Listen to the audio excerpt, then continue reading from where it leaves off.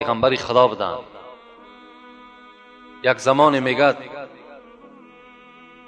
با تجارت برآمد، در راه با یک راهزنی میگد، با یک آدمی که از خدا و پیغمبر خدا دور است روپرو شدند. اون کس میگد سواره اسب بود و در دستش یک شمشیری داشت و میگد با این ابو معاف تهدید کرد و ابو معاف گفت من میدانم مراد تو گرفتن همین مال و اسباب انجام من است، من بر این راضی هستم. لیکن این مرد میگد نه، گفت اسباب انجام تو را از خود میکنم و بزم این باز خون تو را چکار میکنم؟ میریزانم و تو را قتل میکنم. البته راهزن کسی که از خدا نمیترسد برای او ریزاندن خون، چی پیغمبر باشد، چی عالم باشد، چی کسی نباشد، برای او هیچ اهمیتی ندارد. این مرد وقتی که میگه این سخن شنید، یک بیشه خالی در حال که محب خدا بود و راهی از این شکنجه خلاص شدنش بجز از خدا دیگر از هیچ چیز ندانست، میگه جای نماز خدا پرتافت، گفت اگر رخصت باشد 2 رکعت نماز پیش از آنی که من به هلاکت میرسم 2 رکعت نماز به سوی خدای خود بخوانم، بعدا مرحمت هر چیزی که میخوای کردن بگیر. حضرت میگد 2 رکعت نماز خواندن و بعد نماز میگد از صدق دل دستی به دعا برداشتند و از خدای خود زاره کردند. پروردگارا گفتند تو خود بینا هستی، تو خود شنوا هستی، من یکی از محب تو، محب پیغمبر تو هستم. بجز راه حلال دیگر هیچ راه را برای خود انتخاب نکردم. تجارت میکنم، فرزندهای خودم از حساب مهنت خودم میخورانم. امروز در این ظالمی تو گرفتار شدم. پروردگارا یک راه نجات برای من نصیب بگردان. خدایا من میدانم تو به تمام کار قادر هستی. خدایا مرا ناامید نساز. این بنده میگد با یک آب چشم، با یک صدق دل از خدای خود میگد تضرع زاری کرد. با مجرد میگه از بالای جای نماز خیست، نگاه کرد که یک اسب بالاش کسی سوار است و با یک سرعت بلند به سوی همین بنده چکار میکند؟ حرکت میکند. نزدیک شد، میگد شمشیر خدا میگه کشید و با گردن همین ظالم چکار کرد؟ زد. این بنده حیران شد، گفت ای دوست خدا تو کی هستی که در یک زمان حاضر شدی که برای من بسیاری بسیار تو لازمی بودی؟ گفت من ملائک از ملائک خدا هستم. وقتی تو گفت فریاد زدی که ای فریاد رس به داد من برس، ای فریاد رس به داد من برس، دروازه های گفت آسمان خدا کشاده کرد و تمام ملائکه ها زاره و تولا داشتن که پروردگارا مرا روان کن، مرا روان کن.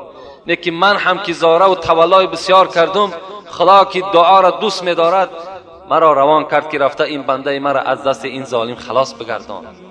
من آمدم و تو را به واسطه همین دعایی که کردی خلاصت گردانیدم و بر تمام امت رسول اکرم برسان. هر حاجتی که بر اونها میرسد 2 رکعت نماز بخوانند، از خدای عالمیان طلب کنند. خداوند هیچگاه دعای اونها را چکار نمی کند؟ رد نمی سازد. یا ملائکه، خدا میگوید اینی قد استحییت من عبدی و لیس له غیری. ای ملائکه های من، به تحقیق من از بنده خود حیا میکنم، شرم میدارم، زیرا که وی دست دعا برداشته است و بجز من دیگر تکیه‌گاهی نداره. بنده در اصل بجز خدای خود دیگر تکیه‌گاه نداره. آخر اللهم صل و سلم و بارک علی. پروردگارا به حرمت فذکرونی اذکرکم، به حرمت ادعونی استجب لکم. خدایا این بندگانت در هر یک قدمی که برای ادا کردن نماز فرض تو به خانه تو آمدند، خدایا حسنات نویسانده بگردان و جمیع گناهان این بندگانت را خدایا مغفرت بساز.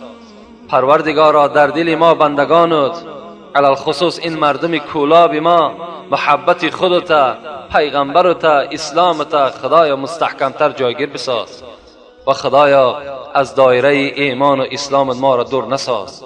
خدایا روز به روز عزت مسلمان، عزت اسلام در روی دنیا بلندتر بردار و خدایا امروز مسلمان هایی که زیر شکنجه و زیر عذاب این یهودی ها قرار دارد، خدایا در این مورد اجابت دعا آنها را پروردگارا از دست این ظالمانت خلاص بگردان و خدایا آنها را در ظلم خودت، در ظلم مسلمان ها پروردگارا گرفتار بساز و روز به روز امت اسلام خدایا در روی دنیا زیادر بساز.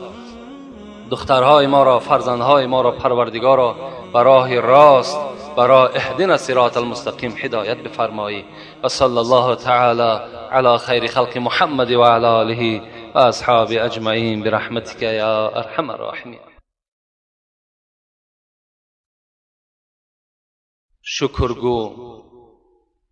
شکرگو ای دل که در خیل مسلمان آفرید.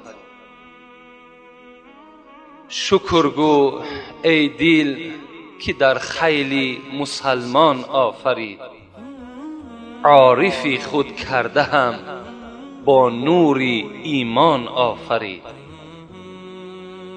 پا و دست و چشم بینا داد عقل و اختیار. پا و دست و چشم بینا داد عقل و اختیار. در دهانم این زبانی خود ثناخوان آفرید. نعمتی بسیار پیدا کرد بهر طاعتش. نعمتی بسیار پیدا کرد بهر طاعتش. باغ جنت را بر اهل محبان آفرید.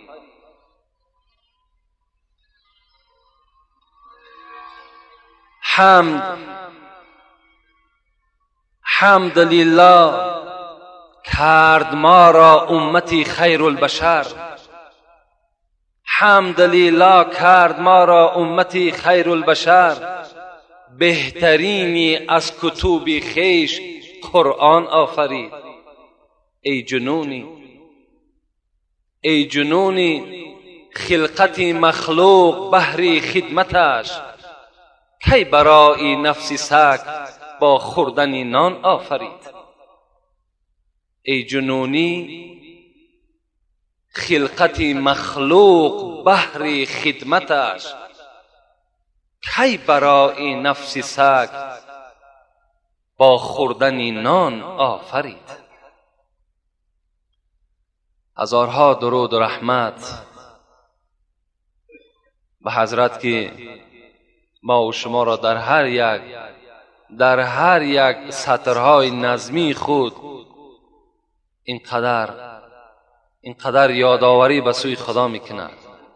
اینقدر ما و شما را خبر میدهد که تا که ما و شما بدانیم که از بحر چی آمدیم و چی کار میکنیم و کجا میرویم. موعظه‌ای که ما با شما وعده کرده بودیم موعظه در باب دنیا بود و مذمت دنیا بود.